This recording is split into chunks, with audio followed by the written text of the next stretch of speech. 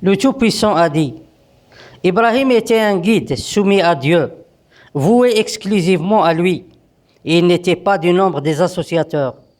Reconnaissant pour ses bienfaits, il l'a élu, il l'a guidé vers un droit chemin.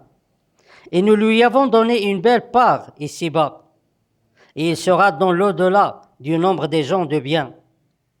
Puis nous t'avons révélé, suis la religion de Ibrahim, qui était voué exclusivement à Dieu, et il n'était pas du nombre des associateurs.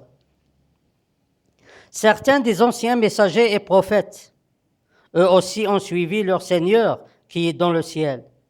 Un certain temps et à un moment précis, ou au début, pendant leur recherche de la vérité, car ils ont reçu beaucoup de bien dans leur vie, peut-être comme une récompense ou uniquement pour acheter leur silence.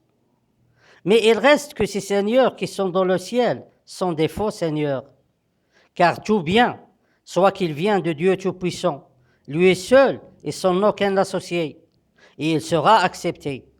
Soit il n'a jamais venu, et il sera toujours refusé.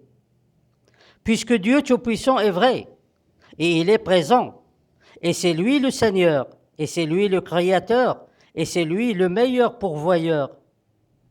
Quant aux faux seigneurs qui sont dans le ciel, tout ce qu'ils ont fait est contraire à la justice et aux ordres de Dieu Tout-Puissant.